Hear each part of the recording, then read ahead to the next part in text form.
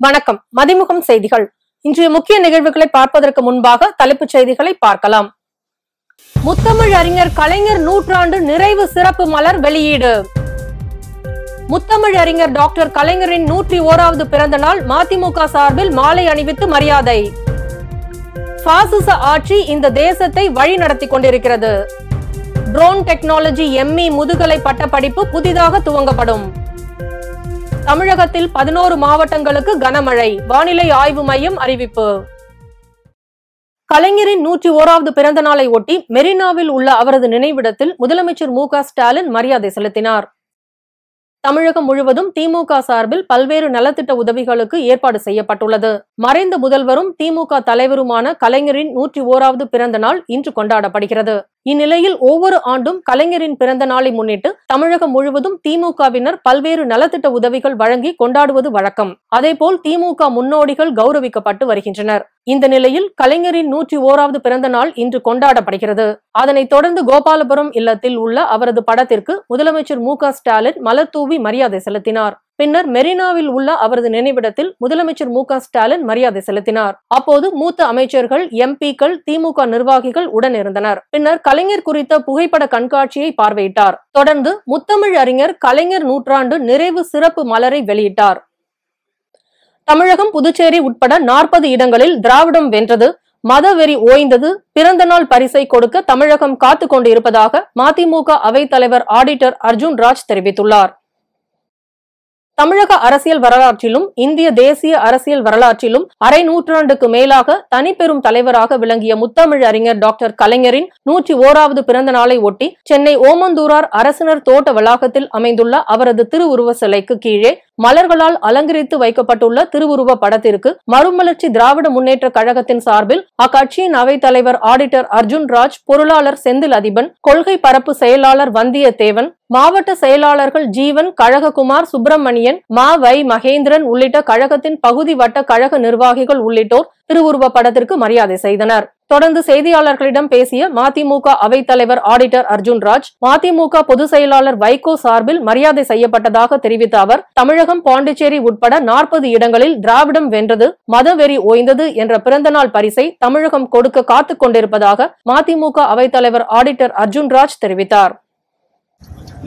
மறுமலர்ச்சி திராவிட முன்னேற்ற கழகத்தின் தலைவர் வைகோ சார்பிலே இன்றைக்கு நாங்கள் வந்து முத்தமிழ் அறிஞருக்கு எங்களது வணக்கங்களை தெரிவித்திருக்கின்றோம். பிறந்தநாள் பரிசாக முத்தமிழ் அறிஞருக்கு தமிழகம், பாண்டிச்சேரி உட்பட 40 இடங்களிலும் திராவிடம் வென்றது, மத வெறி ஒழிந்தது என்கின்ற நல்ல செய்தியை அவருடைய பிறந்தநாள் பரிசாக கொடுக்க தமிழகம் காத்துக் கொண்டிருக்கின்றது. வெற்றி எட்டுத்துக்கும் எட்ட கொட்டுமுரசே, தமிழ் வேதம் வாழ்க என்று கொட்டுமுரசே என்று இன்றைக்கு நாங்கள் அன்பு பரிசாக 40 இடங்களிலும் வென்று அவருக்கு கொடுக்க இருக்கின்றோம். மதம், ஜாதி மற்றும் அரசியலை கடந்து கிராமங்களில் மக்கள் சகோதரர்களாக வாழ வேண்டும் என மதிமுக முதன்மை செயலாளர் துரை வைகோ தெரிவித்துள்ளார். அரியலூர் மாவட்டம் திமுக சார்பில் மறைந்த முதல்வர் முத்தமிழ் அறிஞர் கலைஞரின் 101வது பிறந்த நாளை ஒட்டி அவரது திருவுருவ படத்திற்கு மாலை அணிவித்து மலர் தூவி மரியாதை செலுத்தினார். அதனைத் தொடர்ந்து அரியலூர் மாவட்டத்தை சேர்ந்த மதிமுக திருமானூர் கிழக்கு ஒன்றிய செயலாளர் ரமேஷ் பாபு, புதுமனை புது விழாவிற்கு வருகை தந்திருந்த மதிமுக முதன்மை செயலாளர் துரை வைகோ குத்து விளக்கேற்றினார். அதனைத் தொடர்ந்து பேசிய அவர், நம் தலைவர் வைகோ அறுவை சிகிச்சை முடிந்து டிஸ்சார்ஜ் செய்யப்பட்டு வீடு வந்துவிட்டார், விரைவில் இயல்பு நிலைக்கு திரும்பி கழகத்திற்கு களப்பணி ஆற்றுவார் எனவும், கிராமங்களில் ஒருவருக்கொருவர் பகைமையுடன் இருக்கக்கூடாது, மதம், ஜாதி மற்றும் அரசியலை கடந்து கிராமங்களில் மக்கள் ஒற்றுமையுடன் சகோதரர்களாக வாழ வேண்டும் எனவும் கூறினார். இந்நிகழ்ச்சியில் அரியலூர் மாவட்ட செயலாளர், நகர ஒன்றிய நிர்வாகிகள் மற்றும் பொதுமக்கள் கலந்து கொண்டனர். வரும் ஆண்டுகளில் ட்ரோன் டெக்னாலஜி ME முதுகலை பட்ட படிப்பை அண்ணா பல்கலைக்கழகத்தில் புதிதாக துவங்கப்படும் என துணைவேந்தர் வேல்ராஜ் தெரிவித்தார். இந்தியாவிலேயே முதல் முறையாக ட்ரோனுக்கான புதிய விற்பனை வளாகத்தை கருடா ஏரோஸ்பேஸ் நிறுவனம் சென்னை மயிலாப்பூரில் இன்று துவங்கியது. இந்தியாவின் முன்னணி நிறுவனமான கருடா விண்வெளி நிறுவனம் பிரத்யேகமாக வடிவமைக்கப்பட்ட ட்ரோனுக்கான இந்தியாவிலேயே முதல் முறையாக சென்னையில் புதிய விற்பனை நிலைய திறப்பு விழாவில் அண்ணா பல்கலைக்கழகத்தின் துணைவேந்தர் வேல்ராஜ் மற்றும் இந்நிறுவனத்தின் CEO அக்னீஸ்வர் ஜெயபிரகாஷ் ஆகியோர் துவக்கி வைத்தனர். அப்போது பேசிய துணைவேந்தர், விண்வெளிக்கென்று ME பட்ட படிப்பு என்பது வருங்காலங்களில் அதிக அளவில் ட்ரோன் டெக்னாலஜி பயன்பாடு தேவைப்படும் என்பதால், அதற்கு மனித வளம் அதிக அளவு தேவைப்படும் என்பதால் விரைவில் வரும் ஆண்டில் ME ட்ரோன் டெக்னாலஜி என்ற துறை சார்ந்த படிப்பை அண்ணா பல்கலைக்கழகம் அறிமுகப்படுத்த உள்ளது என்று தெரிவித்தார். வாக்கு எண்ணிக்கை தொடர்ந்து கண்காணிக்கப்படும் என தமிழ்நாடு தலைமை தேர்தல் அதிகாரி சத்யபிரதா சாஹூ தெரிவித்தார். 7 கட்டங்களாக நடைபெற்ற நாடாளுமன்ற தேர்தலில் பதிவாகியுள்ள வாக்குகள் நாளை எண்ணப்பட்டு அன்றே முடிவுகள் அறிவிக்கப்பட உள்ளன. இதனால் மத்தியில் ஆட்சியை பிடிக்கப் போவது யார் என்ற எதிர்பார்ப்பு அனைவரது மத்தியிலும் எழுந்துள்ளது. இந்த நிலையில் சென்னையில் தமிழ்நாடு தலைமை தேர்தல் அதிகாரி சத்யபிரதா சாஹூ செய்தியாளர்களை சந்தித்தார். அப்போது பேசிய அவர், நாளை நடக்க உள்ள வாக்கு எண்ணிக்கைக்கான அனைத்து ஏற்பாடுகளும் தயார் நிலையில் உள்ளன. வாக்கு எண்ணிக்கைக்காக பல்வேறு மாநிலங்களில் இருந்து பொது பார்வையாளர்கள் தமிழகம் வந்தனர். வாக்கு எண்ணிக்கை தொடர்ந்து கண்காணிக்கப்படும். ஒவ்வொரு சுற்றுக்கும் வாக்கு எண்ணிக்கை குறித்து அரசியல் பிரமுகர்களுக்கு தெரிவிக்கப்படும். வாக்கு எந்திரங்களில் பதிவாகியுள்ள வாக்குகளின் கடைசி சுற்றுக்கு முன்பாக தபால் வாக்குகளின் எண்ணிக்கை வெளியாகும். வாக்கு எண்ணும் மையங்களில் எந்த விதமான பிரச்சனைகளும் ஏற்படாத வகையில் நடவடிக்கை எடுக்கப்படும். வாக்கு எண்ணும் மையத்திற்குள் பத்திரிகையாளர்களுக்கு தொலைபேசி உபயோகிக்க அனுமதி கிடையாது. இவ்வாறு அவர் கூறினார். முத்தமிழ் அறிஞர் கலைஞர் ஆசியோடு இந்தியாவில் நாளை ஒரு விடியல் பிறக்க இருக்கிறது என்று தமிழ்நாடு காங்கிரஸ் கமிட்டி தலைவர் செல்வ பெருந்தகை தெரிவித்துள்ளார். செய்தியாளர்களிடம் பேசிய அவர், கலைஞர் என்பவர் ஒரு அடையாளமாக, மனசாட்சியாக இந்த தேசத்தில் வாழ்ந்து கொண்டிருக்கிறார். சமூக நீதிக்கு மிகப்பெரிய பாதையை அமைத்தவர் என்று புகழாரம் சூட்டிய அவர், இந்தியாவில் குடிசைகள் இருக்கக்கூடாது என்று இங்கு பல முன்னோடி திட்டங்களுக்கு அடிக்கல் நாட்டினார். தமிழ்நாட்டிற்கு குடையாக கொடுத்தவர் என்று கூறினார். மேலும் பேசிய அவர், கலைஞரின் கொள்கைகளுக்கும் கோட்பாடுகளும் நிறைய தேவைப்படுகிறது. நாமெல்லாம் பின்பற்ற வேண்டும். பாசிச ஆட்சி இந்த தேசத்தை வழி நடத்தி கொண்டிருக்கிறது. நாளை முடிவுக்கு வரப்போகிறது. முத்தமிழ் அறிஞர் கலைஞர் ஆசியோடு இந்தியாவில் நாளை ஒரு விடியல் பிறக்க இருக்கிறது. அவர் இறந்து விட்டாலும் அரசியலில் எல்லோரையும் வழிநடத்தி கொண்டிருக்கிறார் என்று புகழாரம் சூட்டினார். இதில் தமிழ்நாடு சிறுபான்மையினர் நல ஆணைய தலைவர் பீட்டர் அல்போன்ஸ் மற்றும் காங்கிரஸ் கட்சியை சேர்ந்த நிர்வாகிகள் பலர் கலந்து கொண்டனர்.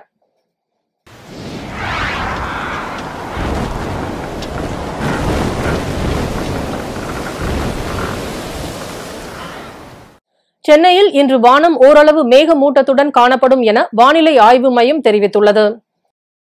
சென்னை வானிலை ஆய்வு மையம் வெளியிட்டுள்ள அறிக்கையில், தெற்கு ஆந்திர கடலோர பகுதிகள் மற்றும் அதனை ஒட்டிய வடதமிழக கடலோர பகுதிகளின் மேல் ஒரு வளிமண்டல கீழடுக்கு சுழற்சி நிலவுகிறது. இதன் காரணமாக தமிழகத்தில் ஒரு சில இடங்களிலும், புதுவை மற்றும் காரைக்கால் பகுதிகளிலும் இடி மின்னல் மற்றும் பலத்த காற்றுடன் மணிக்கு 30 கிலோமீட்டர் முதல் 40 கிலோமீட்டர் வரை லேசானது முதல் மிதமான மழை பெய்யக்கூடும். நீலகிரி, கோயம்புத்தூர் மாவட்ட மலைப்பகுதிகள், கிருஷ்ணகிரி, தருமபுரி, திருப்பத்தூர், வேலூர், ராணிப்பேட்டை மற்றும் திருவண்ணாமலை மாவட்டங்களில் ஓரிரு இடங்களில் கனமழை பெய்ய வாய்ப்புள்ளது. சென்னை, காஞ்சிபுரம், சேலம், நெல்லை, குமரி, ராணிப்பேட்டை, திருவள்ளூர், காஞ்சிபுரம், திண்டுக்கல், திருச்சி மற்றும் நாமக்கல் ஆகிய 11 மாவட்டங்களில் மிதமான மழை பெய்யும் என்று சென்னை வானிலை ஆய்வு மையம் தெரிவித்துள்ளது. முத்தமிழ் அறிஞர் கலைஞர் கருணாநிதியின் 101வது பிறந்த நாளில் திமுக சார்பில் மக்களுக்கு பல்வேறு நலத்திட்ட உதவிகள் வழங்கப்பட்டது. தமிழகத்தின் முன்னாள் முதல்வர் கலைஞர் கருணாநிதியின் 101வது பிறந்த நாள் விழா திமுகவினரால் தமிழகம் முழுவதும் கொண்டாடப்பட்டு வருகிறது.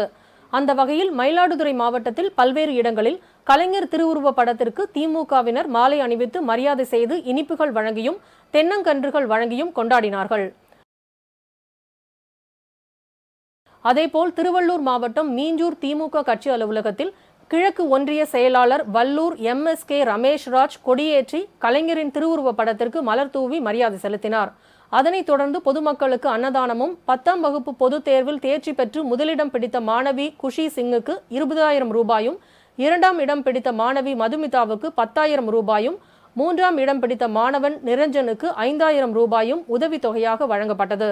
மேலும் அப்பகுதி மக்களுக்கு 10 கிலோ அரிசி உள்ளிட்ட நலத்திட்ட உதவிகளையும் திமுக நிர்வாகிகள், கிளை கழக செயலாளர்கள் வழங்கினார்கள். சோழிங்கநல்லூர் அருகே திமுக சட்டமன்ற உறுப்பினர் அரவிந்த் ரமேஷ் கருணாநிதியின் திருவுருவ படத்திற்கு மலர் தூவி மரியாதை செய்து இனிப்புகள் வழங்கி தூய்மை பணியாளர்கள் மற்றும் பொதுமக்களுக்கு அன்னதானம் வழங்கினார். ராணிப்பேட்டை மாவட்டம் திமுக அலுவலகத்தில் கலைஞர் அவர்களின் திருவுருவ படத்திற்கு மாலை அணிவித்து மரியாதை செலுத்தப்பட்டதை தொடர்ந்து பொதுமக்களுக்கு இனிப்புகள் வழங்கி கொண்டாடினார்கள். திருப்பத்தூர் மாவட்டத்தில் திமுக சார்பில் ஊர்வலமாக சென்று கலைஞர் திருவுருவ படத்திற்கு மரியாதை செலுத்தி பொதுமக்களுக்கு இனிப்புகளை வழங்கினர். இந்த நிகழ்ச்சியில் திருப்பத்தூர் நகரமன்ற தலைவர் சங்கீதா வெங்கடேஷ் உட்பட திரளானோர் கலந்து கொண்டனர். வேலூர் மத்திய மாவட்ட திராவிட முன்னேற்ற கழக அலுவலகத்தில் திமுக அணைக்கட்டு சட்டமன்ற உறுப்பினர் நந்தகுமார் தலைமையில் கலைஞர் திருவுருவ படத்திற்கு மலர் தூவி மரியாதை செலுத்தினார்கள். அதனைத் தொடர்ந்து பொதுமக்களுக்கு பிரியாணி அன்னதானமாக வழங்கப்பட்டது. அதனைத் தொடர்ந்து வேலூர் மாநகர அலுவலகத்திலும் சட்டமன்ற உறுப்பினர் கார்த்திகேயன் தலைமையில் கலைஞர் கருணாநிதியின் திருவுருவ சிலைக்கு சட்டமன்ற உறுப்பினர் நந்தகுமார், வேலூர் நாடாளுமன்ற உறுப்பினர் கதிர் ஆனந்த் உள்ளிட்டோர் மாலை அணிவித்து மரியாதை செலுத்தி பொதுமக்களுக்கு இனிப்புகளை வழங்கினார்கள். தருமபுரி மாவட்டத்தில் மாவட்ட இளைஞர் அணி துணை அமைப்பாளர் ஆர்.பி. முத்தமிழன் தலைமையில் அன்னை விசாலாட்சி மாதம்மாள் முதியோர் இல்லத்தில் சமபதி போஜனம் மற்றும் இலவச புடவைகள் வழங்கப்பட்டன. Sholinghur taluka TVS brakes India foundry நிறுவனத்தின் முன்பு தொழிலாளர்கள் நுழைவு வாயில் வெளியே அமர்ந்து போராட்டத்தில் ஈடுபட்டனர். ராணிப்பேட்டை மாவட்டம் சோளிங்கரில் உள்ள தனியார் தொழிற்சாலையான டிவிஎஸ் பிரேக்ஸ் இந்தியா ஃபவுண்டரி டிவிஷனில் தொழிலாளர்கள் கோரிக்கைகளை வலியுறுத்தி போராட்டத்தில் ஈடுபட்டனர். தகவல் அறிந்து தொழிற்சங்க தலைவர் ரகுபதி தொழிலாளர்களை நேரில் சந்தித்து பேசினார். அப்போது தொழிலாளர்கள் கூறியதாவது, 10 ஆண்டுகள் பணியாற்றிய தொழிலாளர்களை நிரந்தரப்படுத்துவதாக ஒப்பந்தம் செய்திருந்த நிலையில் தற்போது தொழிலாளர்களை வேறொரு நிறுவனத்திற்கு வேறு மாநிலத்திற்கு பணியிட மாற்றம் செய்வதாக கூறி மிரட்டி வருகிறார்கள். எனவே சோளிங்கர் டிவிஎஸ் பிரேக்ஸ் இந்தியா நிறுவனத்தின் 17 ஆண்டுகளுக்கும் மேலாக பணியாற்றி வரும் தொழிலாளர்களை நிரந்தரப்படுத்த வேண்டும் உள்ளிட்ட கோரிக்கைகளை முன்வைத்து கோஷங்களை எழுப்பி நுழைவு வாயில் முன்பு அமர்ந்து போராட்டத்தில் ஈடுபட்டனர். டிவிஎஸ் கம்பெனியில் நாங்கள் 17 வருஷமா வேலை செய்திருக்கிறோம். கேஷுவல் லேபர், அதாவது சிஎல் ஆக எங்களை வேலை வாங்கினேன். 10 வருஷம் ஆனாக்கா ஆர்டர் கொடுக்குறேன்னு சொல்லிட்டாங்க. மேனேஜ்மெண்ட் நீங்க ஒப்புதல் கொடுத்தது 10 வருஷத்துக்கு ஆர்டர் கொடுக்குற மாதிரி. ஆனா இப்ப பாத்தீங்கன்னா 17 வருஷம் ஆயும். கொரோனால 2 வருஷம் தட்டி கழிச்சிட்டாங்க. எங்களுக்கு 19 ஆர்டர் வந்தது. ஆர்டரை நிறுத்திட்டாங்க, மேனேஜ்மெண்ட்டே நிறுத்திட்டு நாங்க கேட்கவும் இல்லை, ஒன்னும் இல்லை, எங்களுக்கு வேலை கொடுத்துருந்தாங்க. திடீர்னு இப்ப எங்களுக்கு ஆர்டர் கொடுக்க முடியாது, நீங்க நாயுடுபேட்டைக்கு போங்க, ஜகாடியாவுக்கு போங்க, வெளிநாட்டுக்கு போங்க, அப்படி போனாதான் உங்களுக்கு வேலை கொடுப்போம், இல்லைன்னா கொடுக்க மாட்டோம், நீங்க வெளியில போங்கன்னு எங்களை காலையில ஸ்டாப் பண்ணிட்டாங்க. நாங்க 17 வருஷமா கஷ்டப்பட்டு இன்னைக்கு வெளியே போயிட்டு நாங்க வேற கம்பெனில வேலை செய்ய முடியாது, எங்க கடைகளில வேலை செய்ய முடியாது, நாங்க நடுத்தெருல நிக்கிறோம். எங்களுடைய வாழ்வாதாரம் ரொம்ப கீழ்த்தரமா ஆயிடுச்சு. எங்களை கீழ்த்தரமா நடத்துறாங்க, அடிமை மாதிரி நடத்துறாங்க கம்பெனிலையும். அதெல்லாம் சகிச்சுக்கின்னு நாங்க எவ்வளவு வேலை செஞ்சுட்டு கம்பெனிக்காக எவ்வளவு முன்னேற்றம் செய்தோம். அடிப்படையில் கடகால இருந்து நாங்க வேலை செய்யணுங்கிறோம் இந்த கம்பெனில. இப்போ நல்ல நிலைமைக்கு உயர்ந்துடுச்சுன்னு சொல்லிட்டு எங்களை வெளியில போங்க, உங்களுக்கு வேலை இல்ல அப்படின்னு சொல்லிட்டு எப்படி ஒரு 170 பேர் 180 பேர் சிஎல் லேபர்ல இருந்தோம். சிஎல் கேஷுவல் லேபர் எங்க ஒரு 80-78 பேர் நாயுடுபேட்டைக்கு அனுப்பிச்சிட்டாங்க. இருக்கிறவங்களையும் அனுப்பலாம் அப்படின்னு சொல்லிட்டு அவங்க ரொம்ப தீவிரமா பண்றாங்க.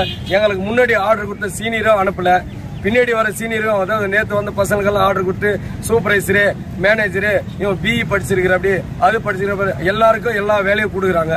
ஆனா எங்களுடைய நாங்க படிப்பறிவு இல்லாதன்னு சொல்லிட்டு எங்களை அடிமட்டத்துல வேலை இல்லை அப்படின்னு சொல்லிட்டு நிரந்தரமா நீங்க வெளியில போங்க, உங்களுக்கு வேலை இங்க இல்ல அப்படின்னு திட்டவட்டமா சொல்லிட்டாங்க. பல்வேறு மாவட்டங்களில் நடைபெற்ற நிகழ்வுகளை களத்தில் மதிமுகம் பகுதியில் பார்க்கலாம்.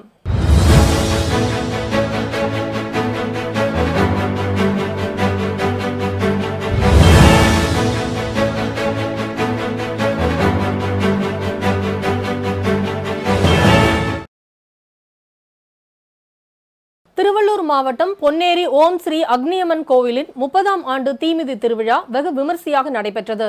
முன்னதாக திரளான பக்தர்கள் தீச்சட்டி ஏந்தி ஊர்வலமாக வந்து பின் அக்னியம்மன் கோவிலின் தீக்குண்டத்தில் 3 முறை இறங்கி தங்கள் நேர்த்தி கடனை செலுத்தினர். அதனைத் தொடர்ந்து அம்மனுக்கு சிறப்பு அபிஷேகம் ஆராதனைகள் நடைபெற்றது. கோவை பந்தயசாலை பகுதியில் உள்ள ஸ்ரீ ராமகிருஷ்ணா மருத்துவமனை சார்பில் புகையிலை எதிர்ப்பு குறித்து விழிப்புணர்வு நிகழ்ச்சி நடைபெற்றது. இதனை பந்தயசாலை காவல் நிலைய ஆய்வாளர் அர்ஜுனன் கொடியசைத்து துவக்கி வைத்தார். இதில் 200க்கும் மேற்பட்டோர் கலந்து கொண்டு புகையிலை பழக்கத்தால் ஏற்படும் தீமைகள் மற்றும் நோய்கள் அடங்கிய துண்டு பிரசுரங்களை பொதுமக்களுக்கு வழங்கி விழிப்புணர்வை ஏற்படுத்தினர். திருவண்ணாமலை மாவட்டம் செங்கம் மற்றும் ஜவ்வாது மலைப்பகுதியில் திடீரென சூறாவளி காற்றுடன் கூடிய கனமழை பெய்ததால் சாலைகளில் வெள்ளம் பெருக்கெடுத்து ஓடியது. அதேபோல் தண்டாரம்பட்டு, கலசப்பாக்கம், கீழ்பெண்ணாத்தூர், சேத்துப்பட்டு, போலூர், ஆரணி உள்ளிட்ட பல்வேறு பகுதிகளிலும் பரவலாக கனமழை பெய்தது. இந்த ராட்சச மழையால் பொதுமக்கள் மற்றும் விவசாயிகள் மகிழ்ச்சி அடைந்துள்ளனர். கோவை மாவட்டம் மருதமலை அடிவாரத்தில் 40 வயது மதிக்கத்தக்க பெண் யானைக்கு உடல்நலம் பாதிக்கப்பட்டு சிகிச்சை அளிக்கப்பட்டு வந்த நிலையில் உடல்நலம் தேறியதால் வனப்பகுதிக்குள் விடுவிக்கப்பட்டது. உயிரிழக்கும் தருவாயில் இருந்த யானைக்கு சிகிச்சை அளித்த வனத்துறையினரை அனைவரும் பாராட்டி வருகின்றனர். திருப்பத்தூர் மாவட்டத்தில் வெயிலின் தாக்கத்தால் ஏரியில் இருந்த நீர் வற்றி பல்லாயிரக்கணக்கான மீன்கள் கடும் வெயிலினாலும் நீர் பற்றாக்குறையினாலும் இறந்து மிதக்கின்றது. இதனால் அப்பகுதி முழுவதும் துர்நாற்றம் வீசுவதால் நோய் தொற்று ஏற்படும் அபாயம் இருப்பதால் இதனை அப்புறப்படுத்தி தரும்படி சுகாதாரத்துறைக்கு அப்பகுதி மக்கள் கோரிக்கை விடுத்துள்ளனர். ராணிப்பேட்டை மாவட்டம் மணியம்பட்டு கிராமத்தில் நடைபெற்ற கபடி போட்டியில் ஜீவ ஒளி அணியினர் முதல் பரிசையும், டிஎன்சி புளியங்கண்ணு அணியினர் 2வது பரிசையும், கரிகிரி ஸ்போர்ட்ஸ் கிளப் அணியினர் 3வது பரிசையும் கைப்பற்றினர். இதில் வெற்றி பெற்ற வீரர்களுக்கு கோப்பைகள் மற்றும் பரிசையும், பங்கேற்ற வீரர்களுக்கு சான்றிதழ்களும் வழங்கப்பட்டது. திருப்பத்தூர் மாவட்டம் ஜோலார்பேட்டை பொன்னியம்மன் கோவில் பகுதியை சேர்ந்தவர் கோவிந்தசாமி. இவர் ராணுவத்தில் பணிபுரிந்து வந்துள்ளார். இதுவரை 195 பீல்ட் ரெஜிமெண்ட் ஆர்டிலரி குழுவில் சுபேதரர் பதவியில் ரேடியோ ஆபரேட்டராகவும் 28 ஆண்டுகள் ராணுவ வீரராகவும் பணிபுரிந்துவிட்டு தற்போது ஓய்வு பெற்றதன் காரணமாக சொந்த ஊர் திரும்பிய போது அப்பகுதி மக்கள் காந்தியை மாலை அணிவித்து ஊர்வலமாக அழைத்து வந்து மரியாதை செலுத்தினர். இந்த சம்பவம் அனைவரின் மத்தியிலும் நெகிழ்ச்சியை ஏற்படுத்தியது. திருவண்ணாமலை மாவட்டம் முறையாறு கிராமத்தில் அமைந்துள்ள ஸ்ரீ செல்வ விநாயகர் கோவில் கும்பாபிஷேகம் வெகு விமர்சையாக நடைபெற்றது. முன்னதாக 1008 மந்திரங்கள் ஓதப்பட்டு லக்ஷ்மி பூஜை, விக்னேஸ்வரர் பூஜை, கோமாதா பூஜை என சிறப்பு பூஜைகள் நடைபெற்றது. அதன்பின் கலசத்தின் மீது புனித நீர் ஊற்றப்பட்டு கும்பாபிஷேகம் நடைபெற்றது. இதில் ஆயிரக்கணக்கான பக்தர்கள் கலந்து கொண்டு சாமி தரிசனம் செய்தனர். அதேபோல் மயிலாடுதுறை மாவட்டம் தரங்கம்பாடி கிராமத்தில் பழமை வாய்ந்த பசுபதீஸ்வரர் கோவில் மற்றும் வரதராஜ பெருமாள் கோவிலின் கும்பாபிஷேகம் மேளதாளங்கள் முழங்க வெகு விமர்சையாக நடைபெற்றது. அதனைத் தொடர்ந்து யாகசாலை பூஜை, மகா பூர்ணாகுருதி செய்யப்பட்டு தீபாராதனை காட்டப்பட்டது. இதில் ஏராளமான பக்தர்கள் கலந்து கொண்டு சாமி தரிசனம் செய்தனர். நிலவின் தென் துருவத்தில் மண் உள்ளிட்ட மாதிரிகளை ஆய்வு செய்ய சாங்-இ 6 என்ற விண்கலத்தை சீனா வெற்றிகரமாக தரையிறக்கியுள்ளது. நிலவின் தென் துருவத்தை ஆராய்வதற்காக சாங்-இ 6 என்ற விண்கலத்தை சீனா ஏவியது. இந்த விண்கலம் பீஜிங் நேரப்படி நேற்று காலை 6:23க்கு நிலவில் சீனாவின் தேசிய விண்வெளி நிர்வாகம் தரையிறக்கியுள்ளது. எய்ட்கன் பேசின் எனப்படும் பள்ளத்தில் விண்கலம் தரையிறங்கியுள்ளது. நிலவின் மேற்பரப்பில் உள்ள கற்கள், மண் ஆகியவற்றை பூமிக்கு கொண்டு வந்து ஆராய்ச்சி செய்வதே இத்திட்டத்தின் இலக்கு என சீனாவின் விண்வெளி நிர்வாகம் தெரிவித்துள்ளது. நிலவின் தென்துருவ பகுதியில் முதலில் இந்தியா சந்திராயன் 3 விண்கலத்தை கடந்த ஆண்டு வெற்றிகரமாக இறக்கி சாதனை படைத்தது. இதனைத் தொடர்ந்து தற்போது சீனாவும் அந்த பகுதியில் விண்கலத்தை தரையிறக்கியுள்ளது என்பது குறிப்பிடத்தக்கது. மீண்டும் தலைப்புச் செய்திகள். முத்தமிழ் அறிஞர் கலைஞர் நூற்றாண்டு நிறைவு சிறப்பு மலர் வெளியீடு.